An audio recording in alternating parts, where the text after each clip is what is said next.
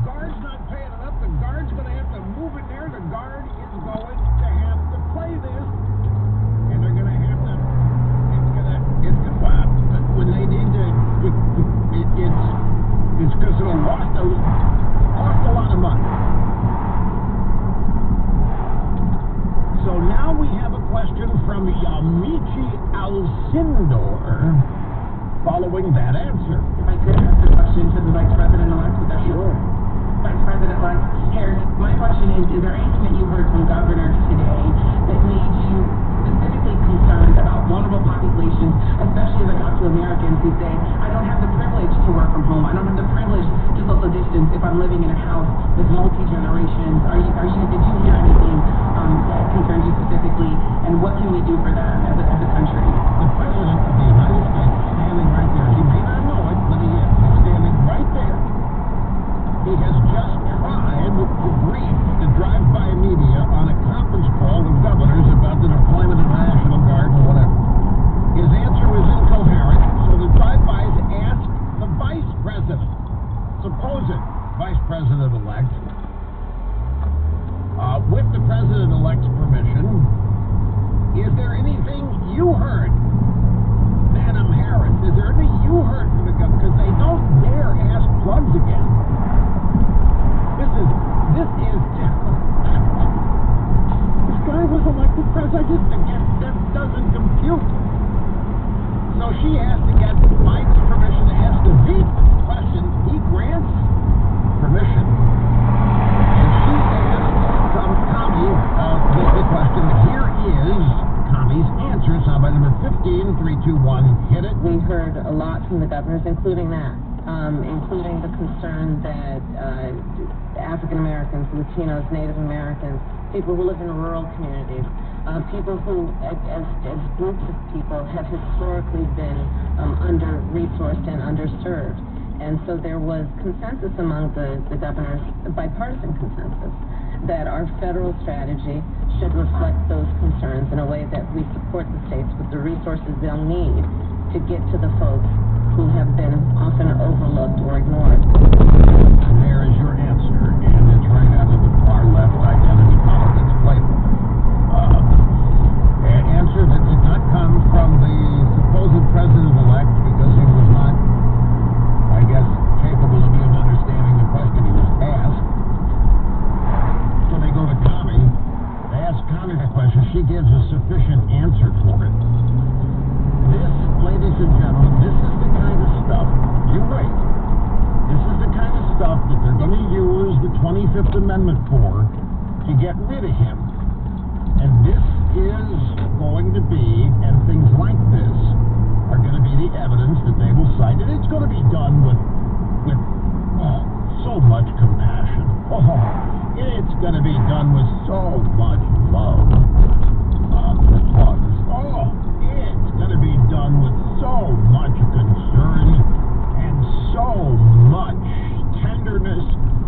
Nobody's going to want to hurt Plugs' feelings, but it's going to be made obvious that there needs to be a change made to use the 25th Amendment to use circumstances like this. It's already in play. I want you to also hear the White House press corps screaming like a bunch of kids. Last night, Coronavirus Task Force press conference, Mike Pence ends the press conference, leaves the room. The White House reporters start screaming like a bunch of little kids. We will get through this, and we will get through this together. Thank you.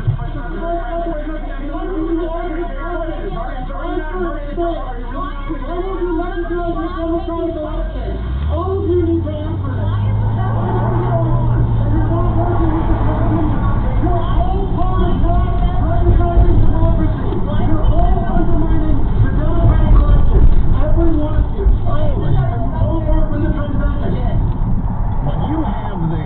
What you have there, I don't know how many years of pent-up frustration that Pence was vice president at all. 4 years of frustration that Trump was president at all. I mean, that was quintessentially childlike. If you were unable to hear because of their all talking at the same time. Some of the questions. Why aren't the federal government taking questions? All of you need to answer this. Why is the federal government? What is going on? And you're not working with the transition. You're all part of not recognizing democracy. You're all undermining the democratic elections, every one of you. Why is the federal government? But you won't work with the transition. You're not taking any questions. Oh, boy, are these people ticked off. Why would Pence take questions from these people? There hasn't been a legitimate question they've asked Pence or anybody else since this whole coronavirus thing began. Every question is gotcha. Every question is insulting. Pence and the team give the information, the latest information, and they walk out of there. Intelligence guided by experience. Why give these people unrestricted aim to take their little cheap shots? Here's Barack Hussein Obama last night on Jimmy Kimmel Live, going on a comedy show, supposed comedy show. Kimmel says, wait now, Obama. Kimmel says, you know the White House well. You lived there for 8 years. Are there places somebody can hide?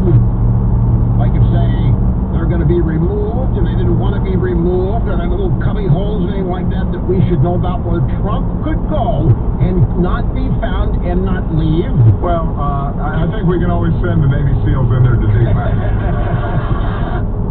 We'll send in the Navy SEALs to dig him out. Comedy Central, the Jimmy Kimmel Show last night. So those are some of the comedy bites that we have for you to kick off Open Line Friday. The Never Trumpers, this is classic, ladies and gentlemen. Never Trumpers are all concerned. They're very concerned about the 2 Georgia Senate seats. They're worried. What they're worried about? What do you... No. It's the exact opposite. The Never Trumpers are worried that Trump voters might not show up and vote for him. They want them. The Never Trumpers want to keep the Senate. Now that Trump's gone, they're Cocaine Mitch in there, Du Bois Day. They want to keep the Senate and go back to the days they think existed, where the Republicans ran the show and established Republicans. No. They want to keep the Senate, and they need these 2 seats in Georgia to do it. And they are very, very worried that Trump voters might not show up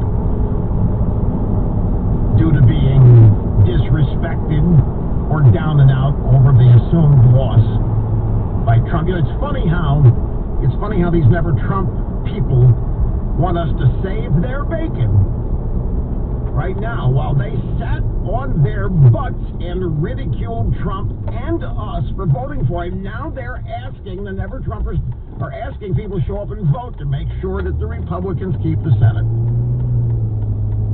Why? It's almost like when the Democrats use blacks for voting and then ignore them. The Never Trumpers want these Trump voters to show up, and if you do, and if you elect these 2 guys, by the way, these 2 people, don't make up your mind on this whether or not you're helping Never Trumpers or not. I'm just talking about, I think it's the hypocrisy galore of these people. We want to win these 2 seats. We want to keep the Senate. I do. Don't misunderstand. But I tell you, these people made a mess. The Never Trumpers made a mess. They contributed to the mess, and now look who they come to bail them out of it. Very people they've been disrespecting for all